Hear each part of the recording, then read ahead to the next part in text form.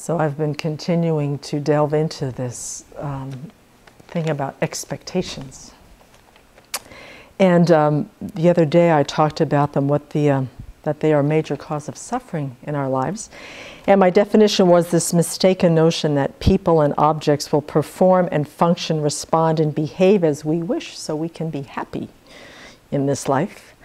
And that the causes of it are this self-centered thought which believes, of course, it's entitled to everybody and everything working according to plan. That we don't have any understanding of the three characteristics of the nature of cyclic existence, and that there's a lot of conditioning, economic, cultural, religious conditioning.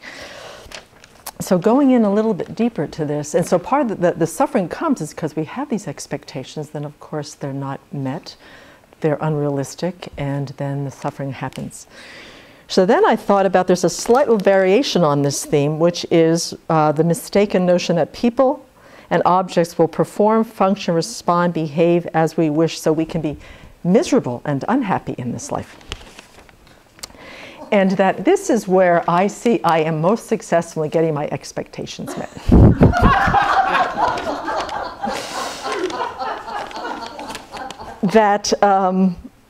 that I have these expectations that things are going to go wrong, that myself or others are not going to be kind, helpful, trusting, forgiving, reliable.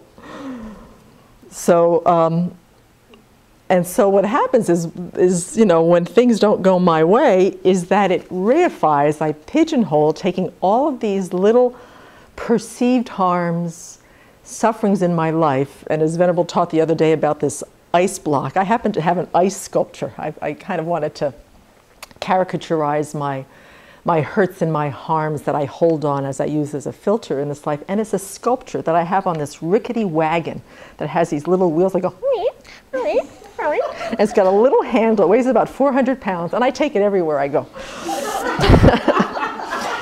And that this ice sculpture is this filter that I see the world. Of the snapshots, the slideshows, the vignettes that where I've been harmed, either perceived or actually there's been some suffering. And that everything,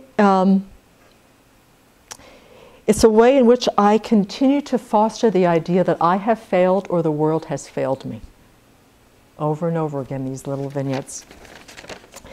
And what happens is that I'm beginning to discover that I have very specific behaviors that are engaged when I want these expectations to be met according to this sculptured filter of life is to be mistrusted, I am not to be loved, people are going to betray me, yada, yada, yada.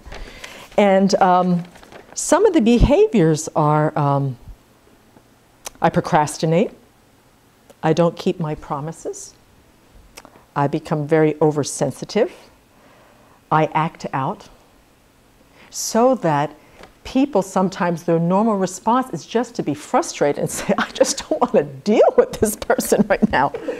And so there my little sculpture goes, aha, see, I told you. You know, your expectation is being met. You're not lovable, you're being rejected, people are frustrated with you, and so it goes on and on and on. So what I came to and then of course I'm sitting there going, why can't I imagine myself as a Buddha? You know, no wonder I can't imagine myself as a Buddha. Because I've got this little rickety, you know, wagon with this sculpture on there that says that there's no way that either I can't or the world can ever see me as such.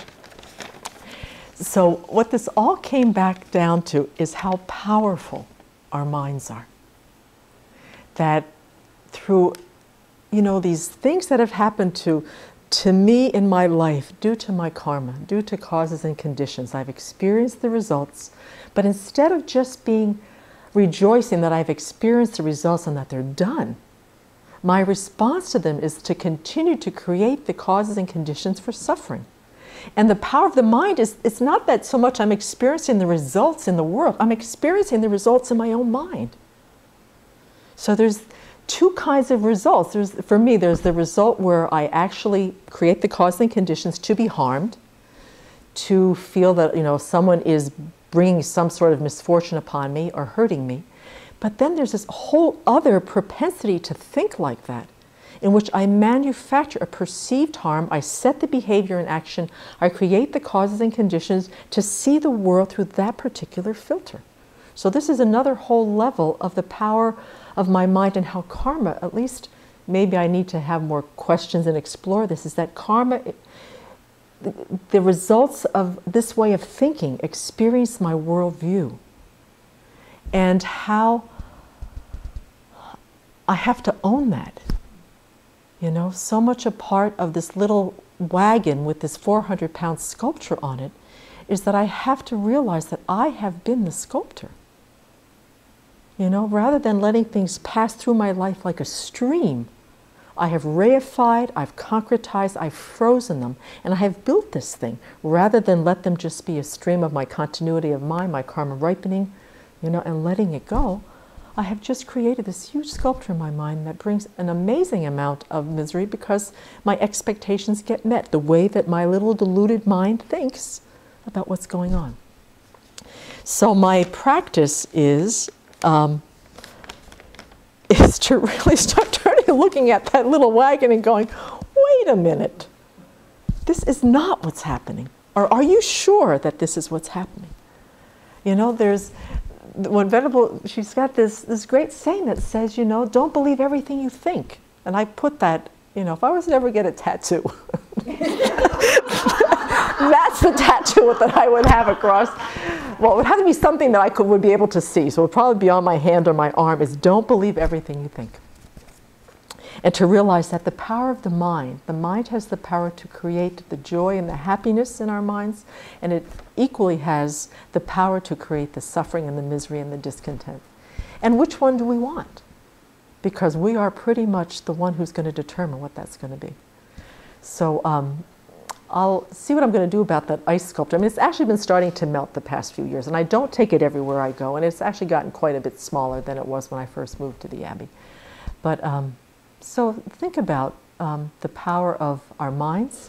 Which expectations do you want to have met as far as your suffering goes? And then to be much more realistic about the way the world comes to us, and then to take whatever comes just as what it is, and to use it to progress along the path and to cultivate all of our good qualities.